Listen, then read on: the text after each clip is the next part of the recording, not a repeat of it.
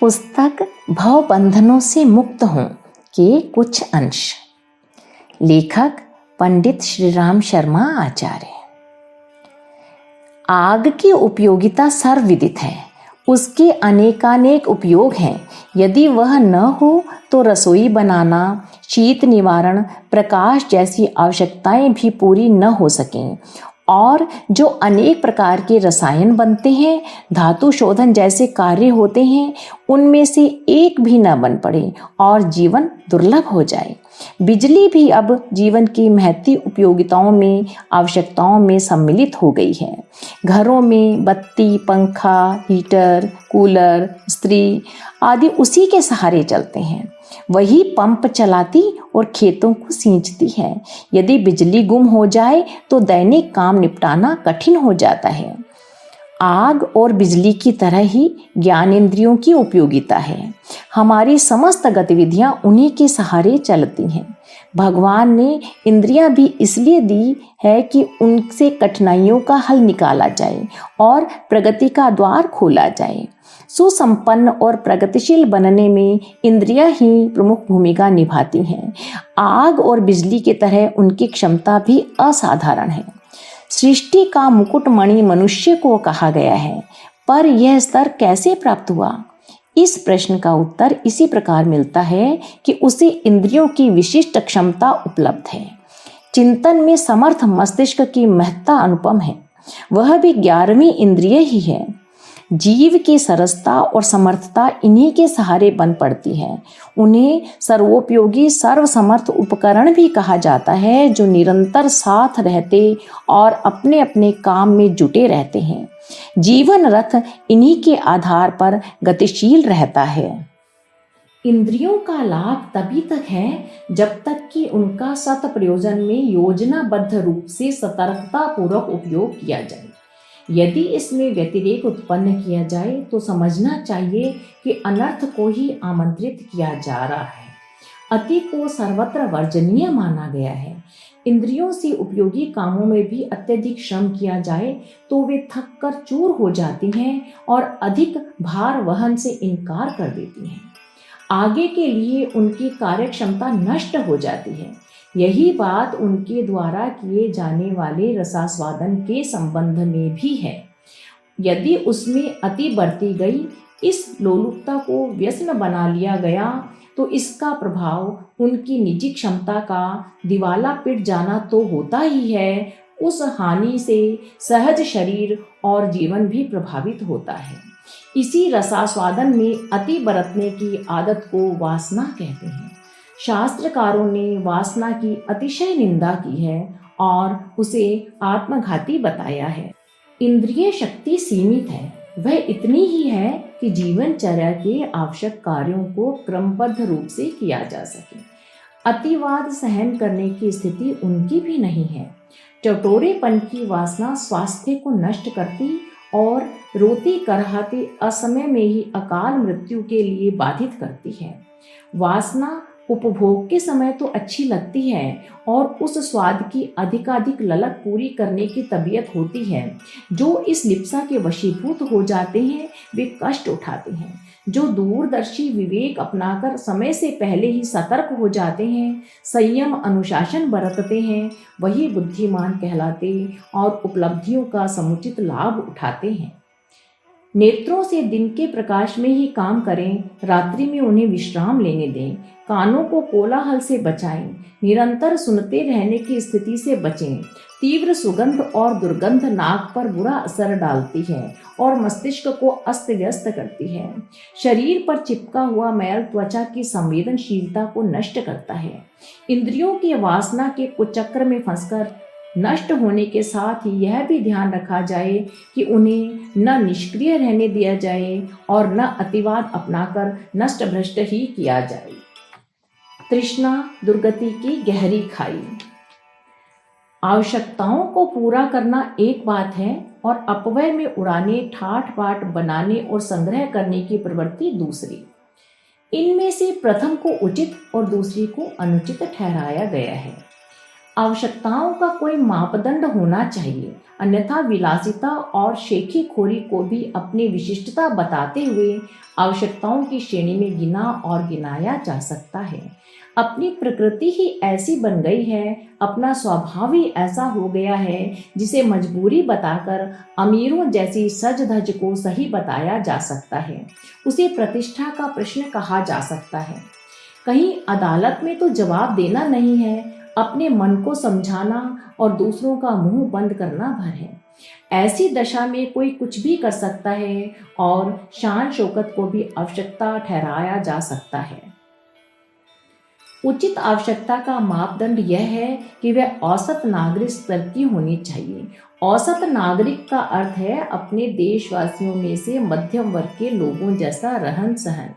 अपने देश में भी धन कुबेर रहते हैं और दरिद्र नारायण भी। इन दोनों वर्गों को अतिवादी या अपवाद कहा जा सकता है।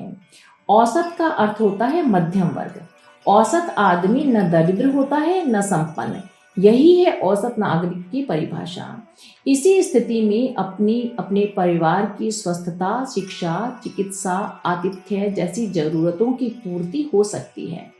इससे कम की अभावग्रस्त स्थिति में स्थिरता और प्रगति रुकती है। इससे अधिक ऊंचा स्तर होने पर अनेक प्रकार की उलझने और समस्याएं खड़ी होती हैं।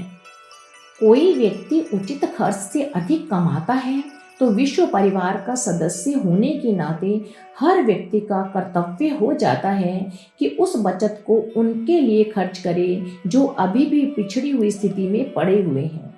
दो नालियों के बीच यदि एक नीची बना दी जाए तो ऊंचा पानी नीची की ओर बहने लगेगा और बहाव तब तक जारी रहेगा जब तक कि सतह एक सी नहीं हो जाती। मनुष्य जाति में भी यही प्रथा परंपरा चलनी चाहिए कि ऊंची उठी हुई स्थिति वाले अपने साधनों को उन्हें देते रहें जो नीचे हैं, पिछड़े हैं। यह भी दैनिक आवश्यकताओं में सम्मिलित होना चाहिए। इसे भी कर्तव्य और दायित्व समझना चाहिए। मनुष्य की संरचना ऐसी ही है कि वह एक सीमित मात्रा में ही साधनों का उपयोग कर सकता है। पेट भरने के लिए प्राय सीमित मात्रा में ही आहार लिया जाता है। तन ढकने को कपड़ा भी सीमित मात्रा में ही अभीष्ट होता है। विस्तार की परिधि भी समान होती है। इतना ही हजम भी हो सकता है। जो अति मात्रा में हड़पेगा वह चोर की तरह दंड भुगतेगा। अधिक आहार, अधिक वस्त्र, अधिक बिस्तर का प्रयोग करने पर सुविधा के स्थान पर संकट ही खड़ा होगा।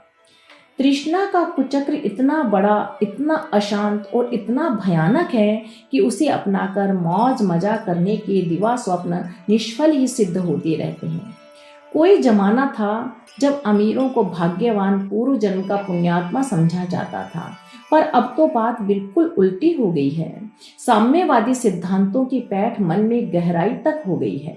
संपन्नों को शोषक, बेईमान आदि के लांछन ही सहने पड़ते हैं। सबसे बड़ी बात यह है कि तृष्णातुर व्यक्ति अपनी समूची संपत्ति स्वार्थ सिद्धि में ही लगा देता है। परमार्थ के नाम पर कुछ ठोस कदम उसकी संकीर्णता उठाने ही नहीं देती। झूठी वाहवाही लूटने के लिए कुछ अपवाद भले ही करता रहे। अहंकार में घाटा ही घाटा।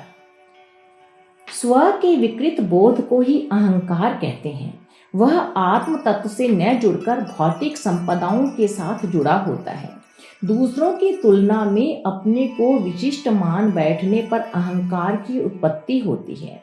बलिष्ठता, सुंदरता, संपन्न अधिकार आदि उसके कारण हो सकते हैं।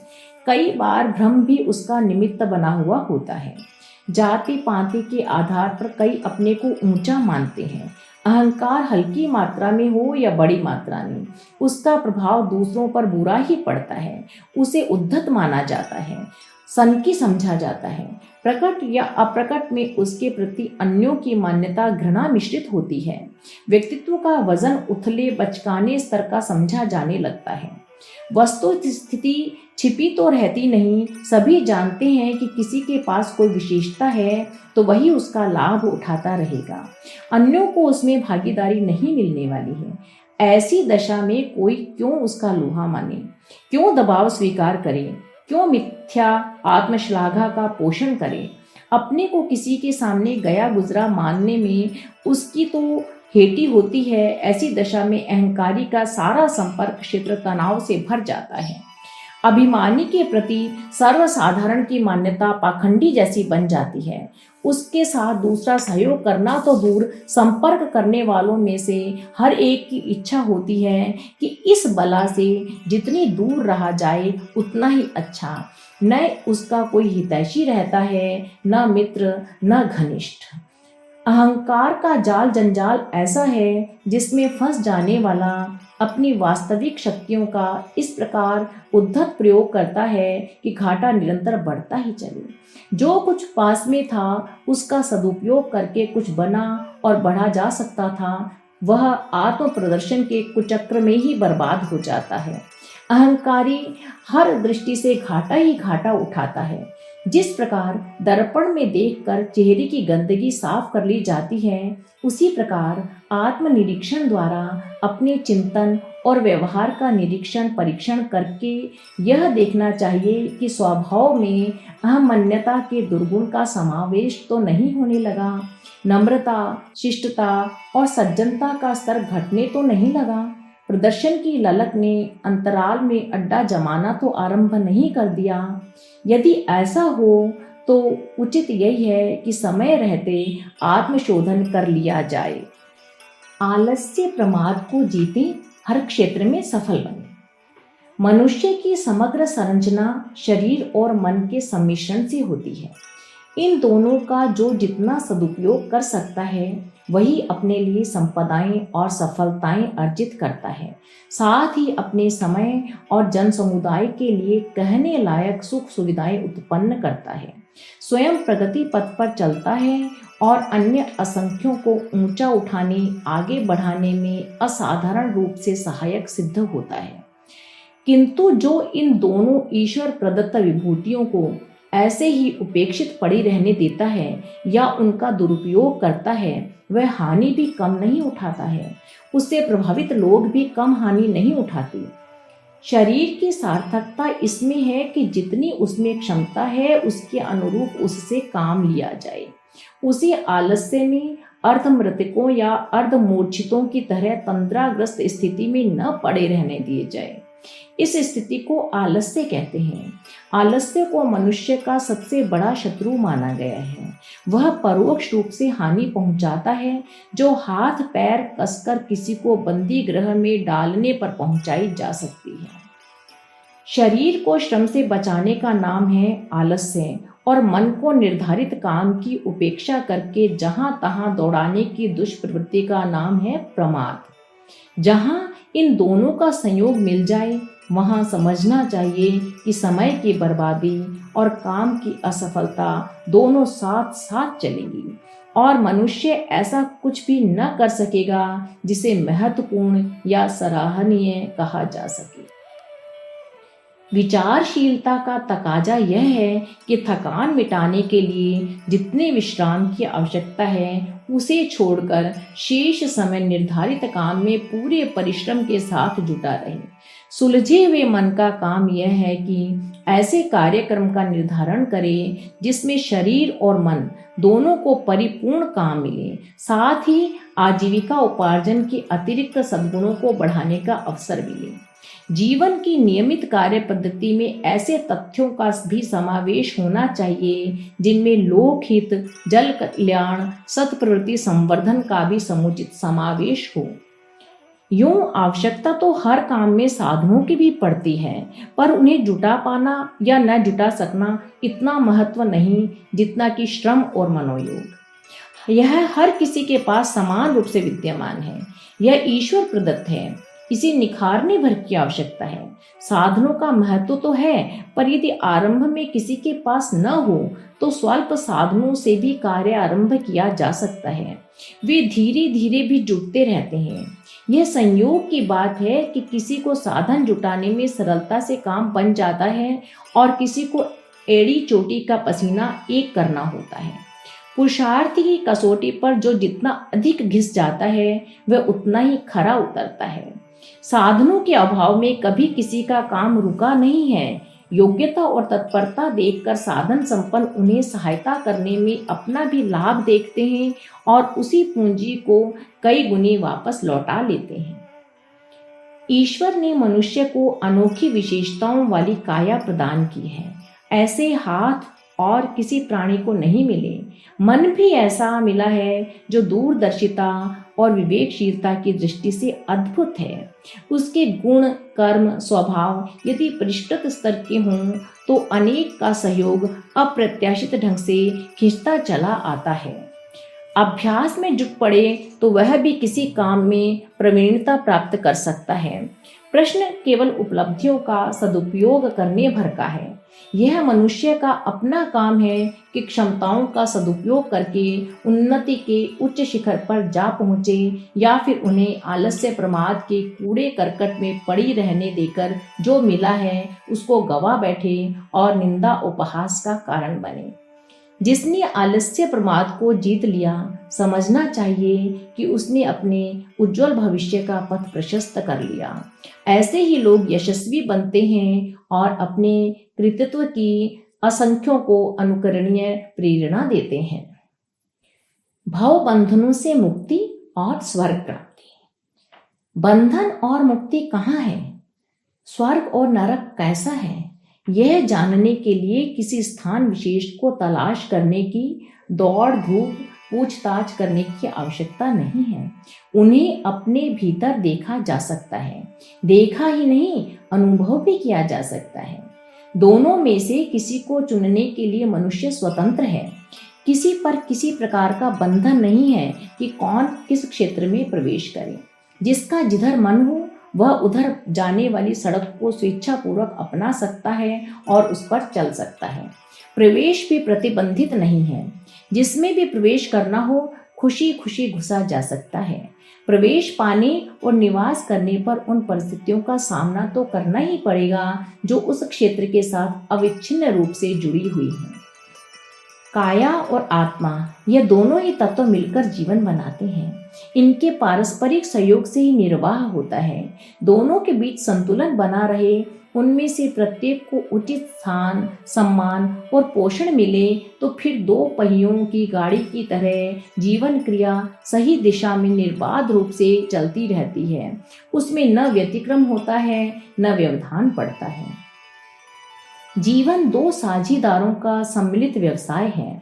दोनों का समान श्रम, समान पूंजी निवेश होना चाहिए। दोनों का अधिकार भी औचित्य की सीमा में रहना चाहिए और लाभांश का बंटवारा भी न्यायोचित होना चाहिए। यदि यह रीति नीति ठीक प्रकार से चलती रहे तो विग्रह का अवसर खड़ा न हो और हम मानवीय गरिमा के उस स्तर पर जमे रहें जिसे देवोपम कहा जाता है। शरीर और आत्मा है तो सहयोगी और एक ही घर में रहते हैं। वे चाहें तो सामंजस्य बनाकर भी निर्वाह कर सकते हैं, पर होता इसके विपरीत है।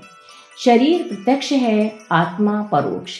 प्रत्यक्ष में प्रतीति होती है और परोक्ष के बंधन मोटी बुद्धि सही निर्णय नहीं कर पाती, उसका महत्व स्वीकार नहीं करती और जो कुछ उसके निमित्त किया जाना चाहिए सो भी नहीं करती। ऐसी दशा में शरीर ही सब कुछ बन जाता है और आत्मा पक्ष अभावग्रस्त हेय हीन स्थिति में समय गुजारने के लिए विवश होता है। शरीर की, इंद्रियों की, वैभव की वासना तृष्णा जब अनियंत्रित हो जाती है तो अपनी असीम आकांक्षाओं की पूर्ति के लिए वह करने लगती है जो उसे नहीं करना चाहिए। वह मानने और चाहने लगती है जिसकी वस्तुतः उसे कुछ आवश्यकता है नहीं। यह स्थिति आत्मा को स्वीकार नहीं। वह अपना हक भी मांगती है और जो अनुचित किया जा रहा है उसका विरोध भी करती है।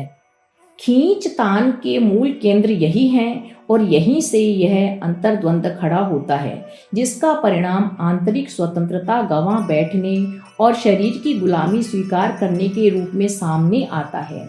लिप्साओं की पूर्ति की जाती रहती है, साथ ही आत्महनन भी होता रहता है।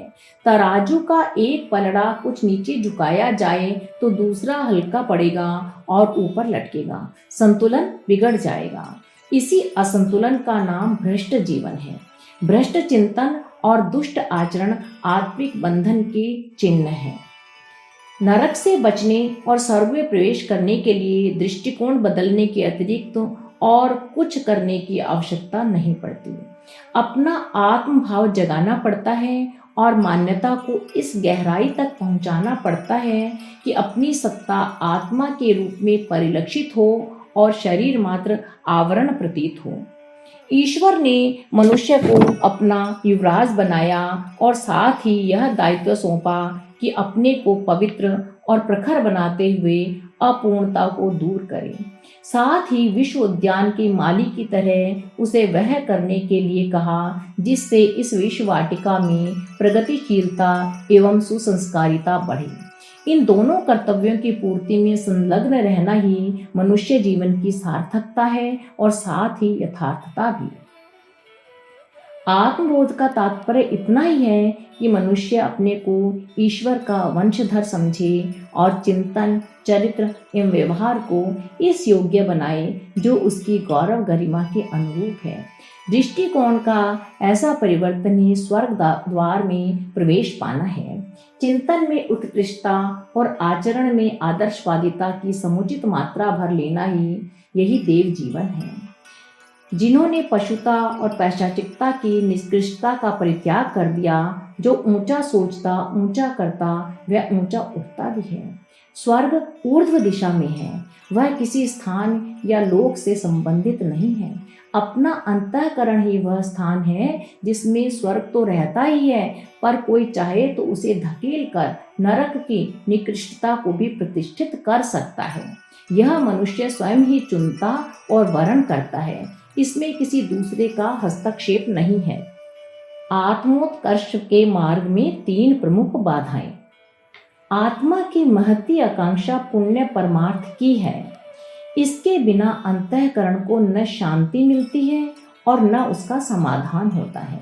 इन दोनों कार्यों को करने की परिपूर्ण क्षमता हर व्यक्ति में है, पर इसे दुर्भाग्य ही कहना चाहिए कि न उन दोनों का स्वरूप समझा जाता है और न उनके लिए वैसा ठोस प्रयत्न ही किया जाता है जैसा कि किया जाना चाहिए। इन दोनों के संबंध में गहरी भ्रांति रहने के कारण प्राय जिस किसको पैसा या वस्तुएं दान कर देना ही सब कुछ मान लिया जाता है, पर जिसके पास पैसा नहीं है वे क्या करें। इसका अर्थ यह हुआ कि परमार्थ के लिए पैसा अनिवार्य है, इसलिए उसे सर्वप्रथम ये निकेन प्रकारेण संग्रह करना चाहिए। यह बड़ा असमंजस है कि एक और औसत भारतीय स्तर का निर्वाह करने, अपरिग्रह बनने और दूसरी ओर पैसा खर्च करने पर ही परमार्थ सिद्ध होने की बात कही जाए। यह दोनों ही कथन एक दूसरे के विपरीत पड़ते हैं। अपरिग्रही धन के आधार पर बन पड़ने वाले पुण्य प्रयोजनों की सिद्धि किस प्रकार कर सकेगा। वस्तुतः पुण्य का अर्थ है आत्मशोधन और परमार्थ का तात्पर्य है सेवा साधना। यह दोनों ही हर स्थिति वाले व्यक्ति के लिए संभव है। भीतर के कषाय कल्मशों को और बाहर के अनाचारों से निपट लेने में हर मनस्वी व्यक्ति सफल हो सकता है। आत्मोत्कर्ष के मार्ग में लोभ और मोह को सबसे बड़ा बाधक माना गया है। लालच के वशीभूत होकर व्यक्ति धन कमाने और उसके आधार पर गुलछर्रे उड़ाने की बात सोचता है। लोभाकर्षण इतना प्रबल है कि दुर्बल मनोभूमि के व्यक्ति के लिए उसे निरस्त करना नितांत कठिन पड़ता है। दूसरा है मोह। मोह की अति हो जाती है तो प्रियजनों को कुबेर जितनी सुविधाओं से लाद देने और उत्तराधिकार में विपुल संपदा छोड़ मरने को जी करता है। इसके साधन जुटाना भी अत्यधिक कठिन पड़ता है। लोभ और मोह का बना हुआ रस्सा इतना मजबूत होता है कि उनसे जकड़ जाने पर भव बंधनों से मुक्ति का कोई मार्ग नहीं मिलता। निर्वाह एक बात है और लालच दूसरी। प्यार एक शब्द है और मोह उसकी छद्म छाया। इसलिए ब्राह्मणत्व की दिशा में अग्रसर होने वाले पुण्य परमार्थ की बात सोचने वाले को इन दोनों पर औचित्य की मर्यादा में रहने का कड़ा अंकुश लगाना पड़ता है। इतना करने की उपरांत ही अपना समय और साधन इतना बच पाता है कि उससे जीवन लक्ष्य की प्राप्ति करा सकने वाले मार्ग पर कदम बढ़ाने का सुयोग बन पड़े। भाव बंधनों के प्रसंग में दो प्रत्यक्ष हैं और एक परोक्ष। प्रत्यक्ष में लोभ और मोह की गणना कराई जा चुकी है। तीसरा छद्म दुरात्मा है अहंकार। अहंकार के विविध रूप हैं, पर उन सबका उद्देश्य एक ही है, अपने को दूसरों से बड़ा सिद्ध करना, उन पर छाप छोड़ना और ऐसे प्रदर्शन करना ताकि दर्शकों को बड़प्पन स्वीकार करना पड़े। लोभ, मोह और अहंकार को ही आयुर्वेद की भाषा में त्रिदोष सन्निपात कहा जाता है, जिसमें रोगी प्रलाप करता और भारी बेचैनी का परिचय देता है। ब्राह्मण को इन तीनों से ही बचना पड़ता है, अन्यथा इन समुद्र जितने गहरे खड्डों को पाटने में मनुष्य की शक्ति चुक जाती है और आदर्शों के परिपालन की बात मात्र कल्पना बनकर रह जाती है। ब्राह्मणत्व की दिशा में बढ़ने वाले लोभ मोह को घटाने या हटाने में सफलता प्राप्त कर लेते हैं, किंतु अहंकार का ब्रह्म जंजाल ऐसा है जिससे निकलना तो दूर, यह पता तक नहीं चलता कि क्षय विषाणुओं की तरह खोखला कर देने वाला अहंकार मन के किस कोने में किस चतुरता से छिपा बैठा है और कैसे कैसे विचित्र कौतुक प्रेत पिशाच की तरह दिखा रहा है। धन, यश और सम्मान लूटने के लिए साधु ब्राह्मण लोग भी अपनी महानता का, साधना का, सिद्धि का ढिंढोरा पीटते रहते हैं और उस जाल में भोले भावुकों को फंसा अपना उल्लू सीधा करते रहते हैं। ऐसे संत महंत सर्वत्र कितनी बड़ी संख्या में फैले पड़े हैं, इसे नज़र उठाकर सहज ही देखा जा सकता है। आवश्यक कार्यों की उपेक्षा करके वे ऐसा धर्माडंबर खड़े करते हैं जिनमें भले ही जनता की गाढ़ी कमाई बर्बाद होती रहे, पर उन्हें नेतृत्व करने का, संचालक संयोजक बनने का श्रेय मिल सके। यह अहमन्यता साथियों को शत्रु बनाती है। दूसरों के हिस्से में श्रेय या पद न जाने देने के लिए उन्हें गिराने और बदनाम करने का कुचक्र चलाना पड़ता है और हर कीमत पर अपने को वरिष्ठ सिद्ध करने का एड़ी चोटी का पसीना बहाने जैसा प्रयत्न करना पड़ता है। यदि उसमें सफलता न मिले तो जिस संस्था की छत्र छाया में पले थे उसी को बर्बाद करने तक में नहीं चूका जाता, भले ही उससे अपना सींचा पौधा स्वयं ही काट गिराने जैसा अनर्थ बनता हो। कितनी ही समर्थ संस्थाओं और संगठनों की दुर्गति इसी छद्म अनाचार अहंकार के कारण हुई है। किसी समय के भले भोले व्यक्तियों को अनुपयुक्त जाल जंजाल रचने पड़े हैं। रामलीला के मेले में जाने वाले बच्चे प्राय हनुमान और काली के मुखौटे खरीद लाते हैं और एक दो दिन बड़े चाव पूर्वक उन्हें पहनते हैं ताकि हनुमान और काली जैसा दिखने का दर्प अपनाकर लोगों को अचंभे में डाल सकें और स्वयं अपनी चतुरता पर प्रसन्न हो सकें। अहंकार यूं सभी के लिए बुरा है, पर ब्राह्मण के लिए तो वह सर्वाधिक अनर्थ मूलक है।